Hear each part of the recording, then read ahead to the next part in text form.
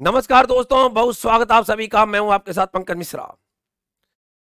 दोस्तों, कहते हैं कि मंजिल पर सफलता का निशान चाहिए। मंजिल पर सफलता का निशान चाहिए, होठों पर खिलती हुई मुस्कान चाहिए और बहलने वाले नहीं हम छोटे से टुकड़े से, हमें तो पूरा का पूरा आसमान चाहिए।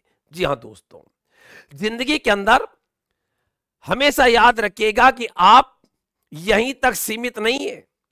एक बहुत बड़ा दायरा आपका है, बहुत बड़ी सफलता आपका इंतजार कर रही है और उस सफलता को प्राप्त करने के लिए क्या हमको कुछ करना चाहिए ताकि जो सफलता आपका इंतजार कर रही है वो आपकी ही हो। और दोस्तों, मैं इसलिए कहना चाहूंगा कि जिंदगी के अंदर हमेशा अपनी कमियों से लड़ें। कई बार होता है कि दुनिया के अंदर लोग बाग आपस में लड़ते रहते हैं। अरे आपस में क्या लड़ते हो, पहले तो आप खुद से लड़ें। आप कहोगे गुरु जी, खुद इंसान खुद से कैसे लड़ेगा? खुद की कमियों से लड़े। और ये खुद से लड़ना जिंदगी के अंदर याद रखिएगा दोस्तों, आपको सफलता बनाकर रहेगा। और जो ख्वाहिशें आपके दिल के अंदर उपजती है, उन ख्वाहिशों को ये कमियां यदि दूर करी तो निश्चित तौर पर वो ख्वाहिशें पूरी भी होती है। इसलिए कहते भी हैं दोस्तों कि उड़ान तो भरना है चाहे कई बार गिरना पड़े। उड़ान तो भरना है चाहे कई बार गिरना पड़े और सपनों को पूरा करना है चाहे खुद से भी लड़ना पड़े।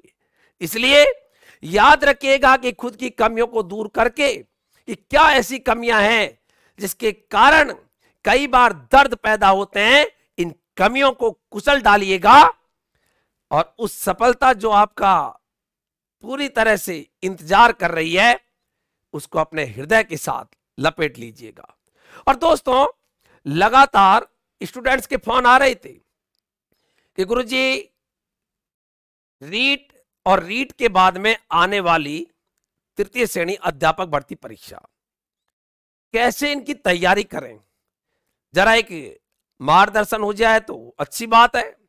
और मैं कहता हूं एक शिक्षक का उद्देश्य भी होता है, उसका फर्ज भी है, उसका कर्तव्य भी है कि जब जब बच्चे एक उचित मार्गदर्शन के रूप में शिक्षक से आग्रह करते हैं, शिक्षक को आना भी चाहिए।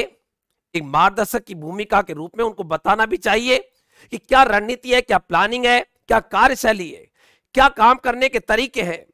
क्योंकि याद रखिएगा कि भीड़ से निकलने के लिए भीड़ से कुछ अलग बनना ही पड़ता है, अदरवाइज भीड़ का ही हिस्सा हम बन जाते हैं। और मैं कहता हूं इसलिए इस भीड़ से निकलने के लिए रणनीतियों को अंजाम दें और ये अंजाम आपको उस लक्ष्य तक अवश्य पहुंचाएंगे। तो आज हम चर्चा करेंगे रीट प्लस।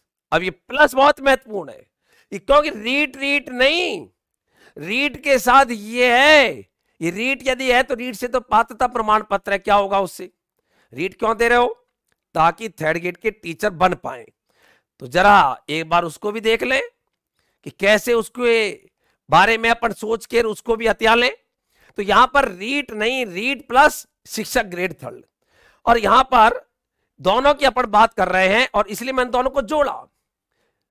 सामान्यतः केवल बच्चे एक एक धार में चल रहे हैं, ये रीट रीट रीट है, लेकिन रीट के साथ साथ यदि आप ग्रेड थर्ड की भी तैयारी दोनों को ज्वाइंट में लेकर करते हैं तो मैं कहता हूं कि आपको एक तो समय, आपको मेहनत और दूसरा साइकोलॉजिकली फिट, सभी तरह से आपको फायदा होगा। आपको समय सीमा के अंदर काम होगा, मेहनत भी उतनी होगी और उस दबाव जो आप बाद में सह नहीं पाओगे वो दबाव आप पर पूरी तरह से हट जाएगा और मनोवैज्ञानिक रूप से आप फिट होकर इसको तो करोगे ही, इसके साथ साथ इसमें भी बेहतर अंक प्राप्त करके एक अच्छी रैंक के साथ अपने आप को राजकीय विद्यालयों में पदस्थापित पाओगे। तो देखिएगा यहां पर कुछ बातें कि कैसे हम रीट प्लस शिक्षक ग्रेड थर्ड की तैयारी करें, तो उसके बारे में यहां पर इस सेशन रखा गया। तो देखिएगा सबसे पहले जो बात है, और सबसे पहली जो बात है यहां पर कि रीट को गंभीरता से लें, यह है थर्ड ग्रेड का आधार है। रीट को गंभीरता से ले, यह है थर्ड ग्रेड का आधार है। गुरु जी क्या कर रहे हैं, रीड कर रहा है, आपस में बात करते हैं, गुरु जी रीड कर ले। अरे रीड तो कर लो, लेकिन रीड कर रहे हैं उस थर्ड ग्रेड की परीक्षा के लिए, उसमें बैठने के लिए। और मैं कहता हूं कि 6 से 10 का एक बड़ा पाठ्यक्रम इस रीट में प्लस आने वाली थर्ड ग्रेड भर्ती परीक्षा के अंदर होगा। और जब पाठ्यक्रम वही है, और चूंकि उदाहरण के तौर पर science level second, science math third grade का टीचर लेवल सेकंड जिसको अपन कहते हैं, अब 6 से 10 का पाठ्यक्रम रीट में भी वही, और आने वाला जो थर्ड ग्रेड का पाठ्यक्रम है में भी वही। तो जब दोनों की बात एक है तो क्यों नहीं इस रीट को थोड़ा गंभीरता से ले ले। क्योंकि आप सोचिएगा इसको गंभीरता से लेने से क्या फायदा होगा, क्योंकि ये रीट उस थर्ड ग्रेड के लिए आधार बनेगी। जिस प्रकार से एक मकान नींव पर बनता है, नींव यदि मजबूत है तो आप उस पर कई मंजिलें बना सकते हो, और इमारत गगनचुंबी कहलाती है। लेकिन नींव में ही दम नहीं है, हिलजी है, थोड़ी सी नींव कमजोर है, ढहजी है, तो फिर एक बड़ी इमारत नहीं बनती है। इसलिए ऊंचाइयों को प्राप्त करने के लिए फाउंडेशन मजबूत होना चाहिए। और मैं कहता हूं इस रीट को इसलिए मैंने यहां पर आधार शब्द दिया है कि आधार है, और ये आधार है थर्ड ग्रेड परीक्षा का। कौन है, ये रीट है। कि रीट को गंभीरता से ले, थर्ड ग्रेड का आधार। जरा सोचें, इस रीट के अंदर पात्रता भर्ती परीक्षा है ये, अर्थात आप थर्ड ग्रेड के लिए पात्र होंगे उससे पहले भर्ती परीक्षा, एक तरह से आपका एग्जाम है ये, जिसके अंदर एक सर्टिफिकेट आपको इश्यू किया जाएगा, और वो सर्टिफिकेट में एक न्यूनतम उत्तीर्णांक रखे गए हैं। फॉर एग्जाम्पल जनरल कैटेगरी के अंदर 60%, SC, ST, OBC, MBC, EWS category के अंदर 55%, इस प्रकार के न्यूनतम उत्तीर्णांक इसके अंदर रखे गए हैं। जो समस्त कितने न्यूनतम उत्तीर्णांक है आपको भी पता है, और इसके बारे में डिटेल नॉलेज मैंने टेलीग्राम साइंस फर्स्ट के ऊपर भी डाली हुई है। अब आप सोचिएगा कि न्यूनतम उत्तीर्णांक, अब कोई कहे कि उदाहरण के तौर पर, जस्ट एज एग्जांपल की मैं बात कर रहा हूं, एक जनरल कैटेगरी का स्टूडेंट है, वो कहेगा गुरुजी मुझको 60% लेके आने हैं, मतलब 150 का पेपर होता है रीट का, उसमें से 90 नंबर लाऊंगा, सर्टिफिकेट मिल जाएगा। अरे सर्टिफिकेट तो मिल जाएगा, लेकिन एक बार यदि तैयारी को ढंग से ही कर ले, और यदि आप सोचिएगा कि 90 की जगह यदि उसके 125 नंबर आ जाए, तो बताइएगा जरा, एक तो आपको 90 का प्रमाण पत्र, और एक 120 का प्रमाण पत्र, 125 का 130 अंकों का प्रमाण पत्र, बताइएगा दोनों में से अच्छा कौन और क्यों अच्छा, अच्छा कौन और क्यों अच्छा। तो आप कहोगे गुरुजी अच्छा तो 120 125 नंबर ज्यादा है वही अच्छा, और अच्छा क्यों, केवल क्या अंकों के कारण अच्छा? अंकों से तो कुछ नहीं हो रहा, क्योंकि ये तो पात्रता परीक्षा, यहां तो 90 वाला भी वही, 125 वाला भी वही, लेकिन ये इसलिए अच्छा क्योंकि यदि अंक ज्यादा हैं तो ये आपको देंगे क्या, कॉन्फिडेंस। वैसे तो कुछ नहीं दे रहे, प्रमाण पत्र तो वही कि 90 आप अंक लेके आ रहे हैं, और यदि 120 लेके आ रहे हैं, जनरल कैटेगरी का स्टूडेंट है, एलिजिबल दोनों, बट कॉन्फिडेंस कहां से लाओगे? एक कॉन्फिडेंस डेवलप करता है। इसलिए हमेशा ये कहावत है, ये सुना भी होगा कि भले ही 10वीं और 12वीं के अंदर अंकों का कहीं कोई रोल नहीं है, लेकिन आप सोचिएगा कि यदि स्कोर बड़ा होता है तो निश्चित तौर पर एक कॉन्फिडेंस तो डेवलप होता है। और यहां ये सोचने के लिए बाध्य होना पड़ेगा कि जिसको भी हम यहां पर अंजाम दे रहे हैं उसके लिए आवश्यकता है कि हम उसको गंभीरता से लें। अब पढ़ ही रहे हो तो जरा गंभीरता से ले लो ना, अच्छा स्कोर आएगा, कॉन्फिडेंस होगा, आपकी सोच एक अलग दृष्टिकोण में चलेगी। आप सोचोगे कि यार हम इतने बड़े स्कोर जो गेन कर सकते हैं तो निश्चित तौर पर इस परीक्षा को फतह कर सकते हैं। कि हम तो गुरुजी केवल पास ही हुए, अंदर से कुछ हद तक आपके कॉन्फिडेंस में कमी आएगी। तो कॉन्फिडेंस को अप करने के लिए इट इज मोर एसेंशियल कि आप एक बेहतरीन स्कोर लेके आए। इसलिए मैंने कहा कि इसको गंभीरता से लें, क्योंकि याद रखिएगा कि पात्रता परीक्षा आपको वहां पर थर्ड ग्रेड की जो परीक्षा होगी उसमें बहुत बड़ा विश्वास भी देगी, और आप एक अच्छी नॉलेज के साथ, एक अच्छे अंकों के साथ यदि विद्यालय में जाते हो तो एक अच्छी नॉलेज उन स्टूडेंट्स को परोस भी पाओगे। इसलिए इसको एक गंभीरता से लें, इसको आप साधारण न लें, क्योंकि ये थर्ड ग्रेड का आधार है। और यहां पर यह बात भी अहम है कि इस रीट के साथ साथ थर्ड ग्रेड की तैयारी ज्वाइंट में करें। अब ज्वाइंट में करने से क्या फायदा होगा? रीट जुलाई के अंदर है, इसकी प्रस्तावित जुलाई है। अब जुलाई के बाद में ज्यादा वक्त नहीं मिलेगा थर्ड ग्रेड के अंदर। अब पहले नई नई रीट ही, फिर उसके बाद में थर्ड ग्रेड में लगेगा, तो जरा सोचिएगा कि जब सिलेबस है तो उस सिलेबस से वो दब जाएगा। और ऐसी स्थिति के अंदर कि गुरुजी पहले तो रीट की करिए, अब थर्ड ग्रेड की करें, मैं कहता हूं दोनों को ज्वाइंट में लेके करें, क्योंकि मेन तो यही है, घुसना तो यहां पर है, ये तो होगा ही होगा। जब आप इसके स्तर को लेकर तैयारी कर रहे हो तो ये तो यूं ही है, ये तो जैसे कोई है छोटी सी मूंगफली चिया मसड़ दे, ऐसे मसड़ जिया है। तो ये है मेन, तो इसलिए इसमें स्कोर भी ज्यादा आएगा। आप यदि थोड़ी गंभीरता से लेंगे, इसको अच्छा सा करेंगे, स्कोर बढ़ा आएगा। दूसरी फायदा ये होगा कि ये थर्ड ग्रेड जो है इसकी तैयारी आपको अब अलग से करने की आवश्यकता नहीं पड़ेगी। क्यों? क्योंकि आप एक बहुत बड़ा हिस्सा, बोल रहा हूं बहुत बड़ा हिस्सा, इस रीट के पाठ्यक्रम में ही कवर कर पाओगे। और फिर यदि कोई थोड़ा बहुत हिस्सा अलग से सिलेबस के अंदर आता भी है भाई माना, तो उसको फिर बाद में उसी को पढ़ने की आवश्यकता पड़ेगी। इसलिए मैं यहां पर केवल रीट नहीं, मैं कह रहा हूं रीट प्लस थर्ड ग्रेड दोनों की बात करें और दोनों को साथ में लेकर चलें, तो रीट तो होगी, अच्छा स्कोर भी आएगा और थर्ड ग्रेड में सीधा आगे घुस जाओगे। और बिल्कुल साइलेंट तैयारी, पता नहीं चले हा हूं पा पू चाचू, कुछ नहीं। याद रखना, कभी भी जब तक कि आपको कोई मंजिल या सफलता प्राप्त नहीं हो जाए, उस तक आपको खामोश ही रहना है। कहते भी लोगों को अपने सपने मत बताओ, उनको पूरा करके दिखाओ, क्योंकि लोगों को सुनना कम और देखना ज्यादा पसंद है। इसलिए जैसे आप वहां पर याद करिएगा कि आप बता दोगे कि हम कौन है, तो सब अपने आप ही मान जाएंगे। इसलिए इसके साथ साथ इसकी तैयारी करें। एक बड़ा पाठ्यक्रम दोनों के अंदर ही 6 से 10 तक का समावेशित है। तो यहां पर पहला जो मैंने आपको यहां पर जो फंडा दिया वो ये है कि रीट नहीं, रीट के साथ साथ थर्ड ग्रेड की परीक्षा को लेकर चलेंगे। और मैं इसीलिए यहां पर इस एजुकेशन फर्स्ट ऐप के ऊपर केवल रीट नहीं, रीट के साथ थर्ड ग्रेड दोनों को साथ में लेकर अपन अप्रोच करेंगे, तो ये भी होगा और साथ साथ यहां पर भी एक बेहतर रैंक के साथ आपका पदस्थापन होगा।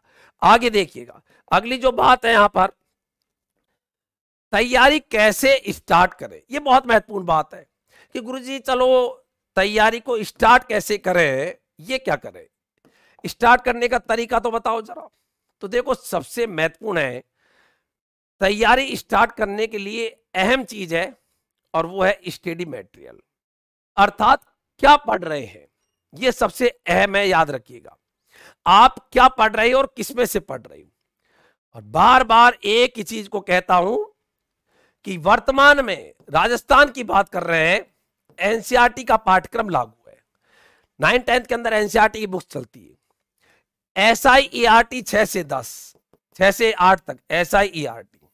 अब ये एसआईईआरटी, आरएससीईआरटी जिसका नाम वर्तमान में हो गया आरएससीईआरटी, एसआईईआरटी राजस्थान राज्य शैक्षिक अनुसंधान प्रशिक्षण परिषद उदयपुर, इसकी किताबें 6 से 8, इसकी 9-10। ये किताबें ही अहम है। साइंस मैथ, क्योंकि साइंस मैथ के 30 + 30 = 60 रीट में सवाल, प्लस थर्ड ग्रेड में तो टीचर काहे के बन रहे हो भाई। उदाहरण के तौर पर मैं यहां पर विशेष तौर पर बात कर रहा हूं लेवल 2 साइंस मैथ की, टीचर काहे के बन रहे हो, साइंस मैथ की। तो बताइए सवाल भी ज्यादातर किसके आएंगे, साइंस मैथ के, क्योंकि जिसके टीचर बन रहे हो वही आपसे पूछा जाएगा और वही आप पढ़ाओगे भी।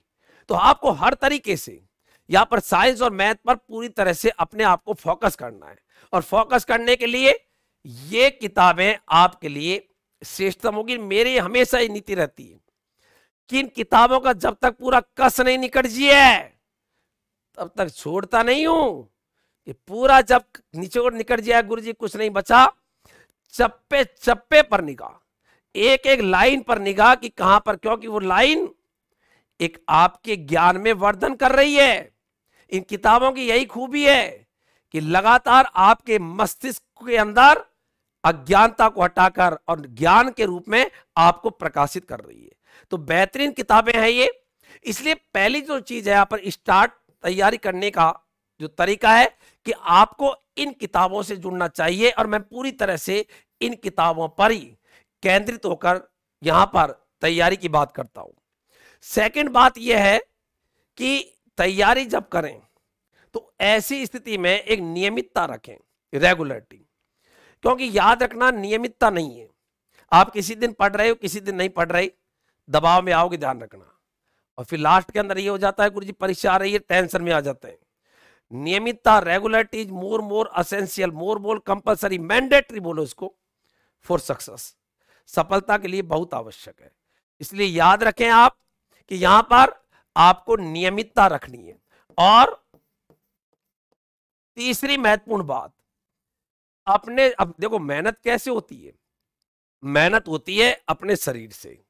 तो दिमाग काम करेगा, शरीर स्वस्थ रहेगा, तभी अपन काम करेंगे।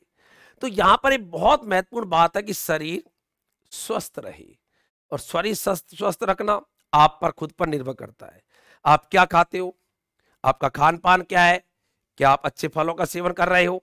मैं कहता हूं कोई ज्यादा भी नहीं तो कम से कम एक फल ही खा लो, ताकि एकदम हुष्ट पुष्ट रहे, एकदम ऐसे उछाट आए कि गुरुजी दिन भर हम पढ़ सकते हैं, कहीं कोई दिक्कत नहीं, कोई थकावट नहीं। एक है गुरुजी बहुत ज्यादा परेशान से रहते हैं, ज्यादा पढ़ाई नहीं जाता है, थोड़ा सा पढ़ता है फिर पढ़ जाता है, इसका मतलब शरीर में दम नहीं है भाई। इसलिए शरीर को स्वस्थ रखना है, तो ये आपको ध्यान रखना है। सही शरीर, पढ़ाई में नियमितता, रेगुलर पढ़ाई से ज्वाइंट हो गए, पढ़ाई से जुड़ गए।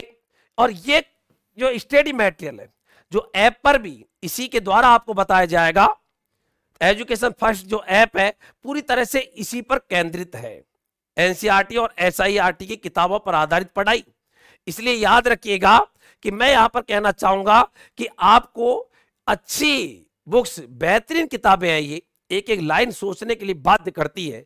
एनसीईआरटी, एसआईआरटी की किताबें, नियमितता, शरीर को स्वस्थ रखना, ये पढ़ाई को स्टार्ट करने से पहले आपके जहन में होना चाहिए कि हमको नियमित पढ़ाई करनी है, हमको शरीर को स्वस्थ रखना है। 2, 4, 5, 7 दिन भी यदि बीमार पड़ गई तो 5, 6 दिन का कितना बड़ा लॉस होता है आप जानते हो। आपको किन किताबों से या किसके द्वारा कैसे आपको पढ़ाई करनी है, तो ये बहुत महत्वपूर्ण है कि तैयारी करें, उसके लिए अपन को इन चीजों का ध्यान रखें। अगली जो बात है वो क्या बात है, जरा ध्यान दें। तैयारी के लिए आवश्यक समय। अब तैयारी के लिए आवश्यक समय ये क्या है, देखो, यस, प्रत्येक चैप्टर के बाद प्रश्नों से जुड़े। देखो ये बहुत महत्वपूर्ण बात है। ये सामान्यतः बच्चे पढ़ते रहते हैं, टीचर पढ़ाता है, पढ़ते हैं। मैं कहता हूं याद रखिएगा कि आप कोई भी पैरा पढ़ें, किसी भी सब्जेक्ट में पढ़ें, उस पैरा पढ़ने के बाद में आप उस पैरे में खुद क्वेश्चनों का निर्माण करें, क्रिएशन ऑफ क्वेश्चन, क्वेश्चनों का निर्माण।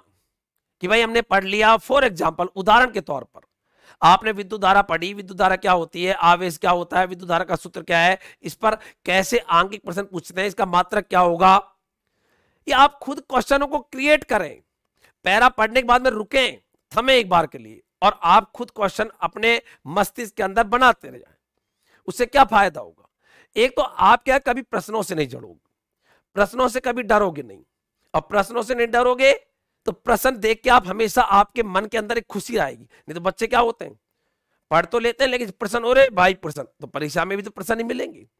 तो प्रश्नों से तो दोस्ती करो, उनसे डरना क्या है। और दोस्ती कब होगी, जब उनसे पहले से ही आप परिचय करोगे, दोस्ती तभी तो होती है, जब परिचय नहीं तो काहे की दोस्ती है। तो इसलिए डरो मत, उन प्रश्नों को आप खुद क्रिएट करो। और जब आपको लगे कि कोई ऐसी भाषा है, कोई प्रश्न है जो आप पर नहीं आए, फॉर एग्जाम्पल कि कहीं आपको बताए करे तो सवाल नहीं आए, उसको समझे 2 बार। मैं कहता हूं कि हमेशा हर मनुष्य के दिमाग में 2 तरह के घोड़े दौड़ते हैं, 2 तरह के घोड़े हर मनुष्य के दिमाग में दौड़ते हैं, एक सकारात्मक और एक नकारात्मक। और याद रखिएगा कि जिसको भी खुराक दी जाती है बस वही घोड़ा जीत जाता है। अब आप नकारात्मक घोड़ा जिताना चाहते हो क्या सकारात्मक घोड़ा जिताना चाहते हो, यह आप पर निर्भर है। इसलिए नेगेटिविटी को छोड़ें, यार इतनी बड़ी भीड़ में कैसे निकले, क्या है, इसको छोड़ें। यदि ये है तो इसका मतलब आपके मस्तिष्क के अंदर नकारात्मक घोड़ा हावी हो चुका है। जरा सकारात्मक घोड़े को खुराक दें, आपको दौड़ाता दौड़ाता मंजिल तक लेकर ही वो चैन पाएगा, इससे पहले रुकेगा ही नहीं। तो याद रहे, प्रश्नों से जुड़ना, कनेक्ट फ्रॉम क्वेश्चंस, ये बहुत आवश्यक है। पैरा पढ़ें और पैरा पढ़ने के बाद में उस पैरे में से क्वेश्चन बनाएं। किताब के पीछे के सवाल तो सब पढ़ते हैं, लेकिन बीच बीच में से पैरे में से सवाल निकालना और बनाना, ये क्या सत्य कथन है, क्या असत्य कथन है। खालिस्तान में भी क्वेश्चंस आ सकते हैं, सुमेलन में आ सकते हैं, बताओ इसको इससे मैच करें। खुद आप जब उनको क्रिएट करोगे, थोड़ा सा आप रुक के जब सोचोगे, तो मैं कहता हूं ये बहुत बेहतरीन स्थिति के अंदर आप उस ज्ञान का वर्धन करोगे। तो बहुत बड़ी आवश्यक बात है कि हम कनेक्ट फ्रॉम क्वेश्चन से। अब है तैयारी के लिए आवश्यक समय। तैयारी के लिए आवश्यक समय। अब तैयारी के लिए आवश्यक समय देखिएगा, समय ज्यादा नहीं है। जैसे जैसे दिन आगे बढ़ते हैं लगातार तनाव में आओगी। जैसे जैसे दिन आगे बढ़ते हैं लगातार तनाव में आओगी।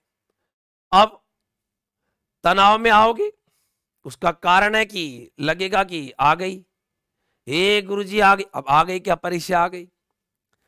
यदि तू पहले से ही तैयारी कर लेता तो कैसा होता। कई बार नहीं लगता कि परीक्षा आती है और उससे 2 दिन पहले, परीक्षा 2 दिन पहले ऐसा लगता है अरे 8-10 दिन और होते तो न जाने में क्या कर देता। तो अब करो, अब करो भाई। तो पहले जो समय है उस पर यदि आपने तैयारी को अंजाम देना शुरू कर दिया तो यकीन मानिएगा कि आप आधी रेस तो पहले ही जीत गई। Early start is half done, एक कहावत है अंग्रेजी के अंदर, early start is half done. अर्थात जल्दी से यदि आपने शुरुआत कर दी तो आधा काम तो आपने पहले से ही कर लिया। और मैं इसलिए कहता हूं कि हमेशा याद रखिएगा दोस्तों, जिंदगी के अंदर किसी भी काम को जितना लेट करोगे आप उतने ही पीछे होते जाओगे। इसलिए ज्यादा समय नहीं, तुरंत त्वरित गति से उस चीज में जुट जाए।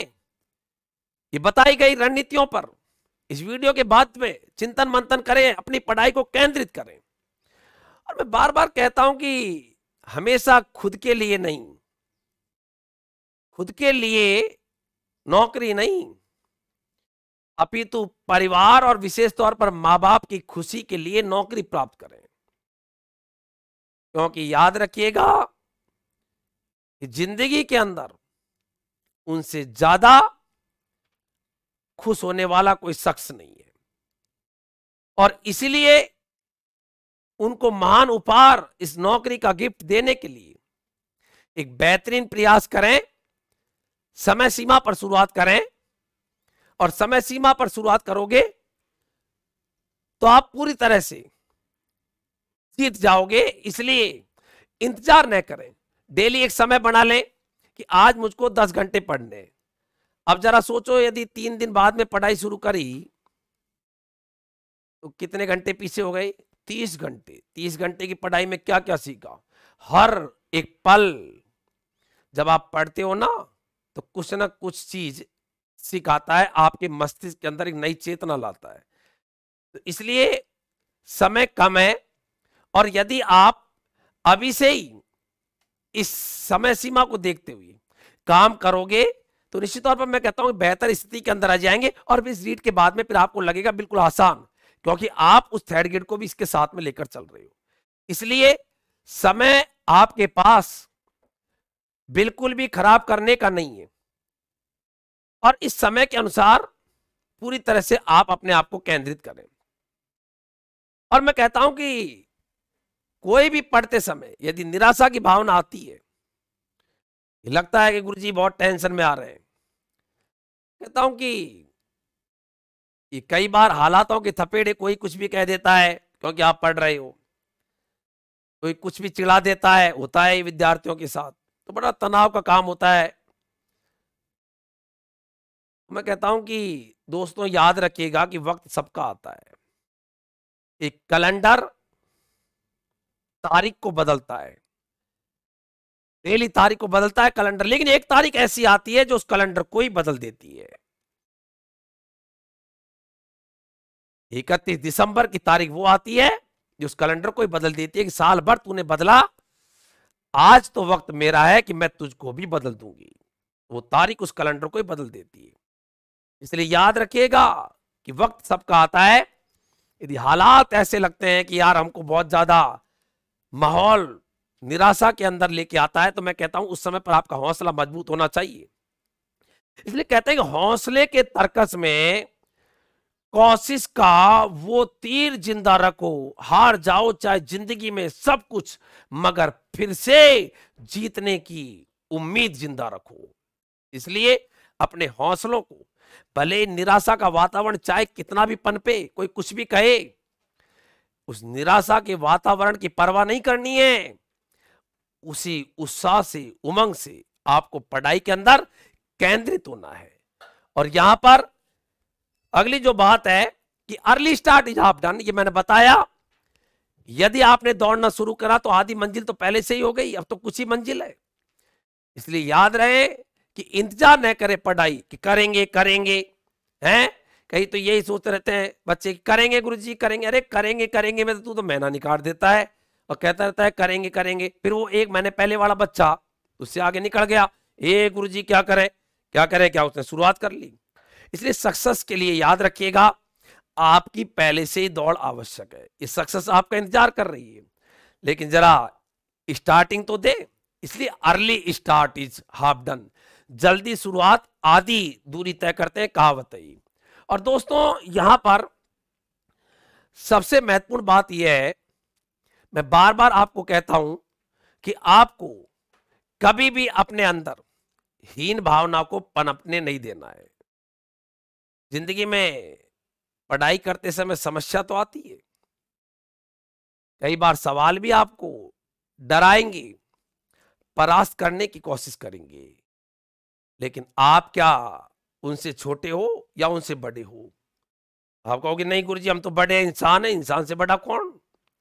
इस जिंदगी में समस्या तो हर दिन नई खड़ी है, और जीत जाते हैं वो लोग जिनकी सोच बड़ी है। इसलिए सोच को हमेशा जिंदा रखें, सोच को हमेशा बड़ी रखें, और किताबों के साथ अपने आप को झोंकें, पढ़ाई में केंद्रित करें। केवल रीट नहीं, हम रीट प्लस थर्ड ग्रेड को साथ में लेकर एक बेहतरीन रैंक के साथ अपने आप को स्थापित करेंगे। किताबों से जुड़े, एनसीईआरटी एसआईआरटी ये मेन चीज है, इन किताबों से जुड़ना है। और मैं इन पूरी किताबों का कस स्टूडेंट के सामने निचोड़ के देता हूं, पीजा पीते ही गुरुजी तृप्त हो गया। इसे कहते हैं तुम किताबों के सामने झुक जाओ, ये तुम्हारे सामने दुनिया को झुका देगी। ज्ञान के सामने दुनिया झुक जाती है, याद रखना। संघर्षशील जीवन, संघर्ष के साथ आगे बढ़ते हुए, हालात कैसे भी हो को नजरअंदाज करते हुए, उनका सामना करते हुए आगे बढ़े। इसलिए मैं कहता हूं दोस्तों कि ना संघर्ष ना तकलीफ तो फिर क्या मजा है जीने में। कि ना संघर्ष ना तकलीफ तो फिर क्या मजा है जीने में। और बड़े बड़े तूफान थम जाते हैं जब आग लगी हो सीने में। इसलिए अपने अंदर चिंगारी, ये चिंगारी भड़कती रहनी चाहिए कि मुझको तृतीय श्रेणी अध्यापक के अंदर चैन चाहिए ही चाहिए, कि लिए अपने आप को झोंके और झोंक कर वो सफलता मां बाप को, मैं कहता हूं जिंदगी के अंदर खुशी के आयाम तक पहुंचाएगी। इसलिए याद रखिएगा कि समय का इंतजार न करते हुए, विशेष तौर पर इन किताबों का सम्मान करते हुए, एनसीईआरटी एसआईआरटी का, और जो बातें मैंने बताई इन बातों पर गौर करते हुए, एक बेहतर रणनीति के साथ हर सब्जेक्ट को तवज्जो देते हुए, और विशेष तौर पर आप विज्ञान और गणित के शिक्षक बनने जा रहे हो और तृतीय श्रेणी अध्यापक भर्ती परीक्षा में उसका एक बड़ा पाठ्यक्रम के साथ उनके प्रश्न आएंगे, तो क्यों नहीं उस रीड के साथ साथ उसको कनेक्ट करते हुए आगे बढ़े। तो मैं कहता हूं ये रीड तो हो ही जाएगी, साथ के साथ वो थर्ड ग्रेड भी हो जाएगी। दोनों को साथ में करें, भीड़ से अलग अनूठा काम करें, निकल जाओगे। इसलिए अंत में मैं यही कहना चाहूंगा कि दोस्तों कि तरक्कियों की दौड़ में उसी का जोर चल गया, तरक्कियों की दौड़ में उसी का जोर चल गया, बना के रास्ता जो भीड़ से निकल गया। इसलिए पढ़ाई में एक अच्छी रणनीति, एक बेहतर प्लानिंग आपको इस वीडियो को देखने के बाद में पढ़ाई पर केंद्रित होना है। निकाल लीजिएगा रजिस्टर, पढ़ाई के अंदर जुट जाइएगा, याद करो चीजों को, समझिएगा चीजों को। क्योंकि याद रखना, यदि आपने इस रीट के साथ साथ थर्ड गेट को साथ में लेकर तैयारी करी, और जो बच्चा फिर बाद में केवल रीट ही है बस और थर्ड गेट को साथ में नहीं ले रहा, दोनों में एक बहुत बड़ा फर्क होगा। जो साथ में लेके चल रहा है, एक बड़ा पाठ्यक्रम दोनों का बिल्कुल सेम होगा, वो साइकोलॉजिकली फिट होगा। दूसरा क्या होगा, साइकोलॉजिकली अनफिट होगा। उसके बाद में वो पहले से गंभीरता से लिए, जब ध्वनि आप रीट में पढ़ रहे हो तो जरा तरीके से पढ़ ले, प्रकाश जब रीट में पढ़ रहे हो जरा तरीके से पढ़ ले, आप इलेक्ट्रिकल रीट में पढ़ रहे हो जरा तरीके से पढ़ ले। वो तो वही है, क्लासिकल फिजिक्स तो आनी है, पूरी केमिस्ट्री वही आनी है। आप साइकोलॉजी की फिट रहोगे, और जो बच्चा अलग अलग है तो साइकोलॉजिकल अनफिट। आपने पहले से ही पढ़ लिया, आप सुलझे रहोगे, भूल जाओ रहेगा, आप सुलझे वो उलझा।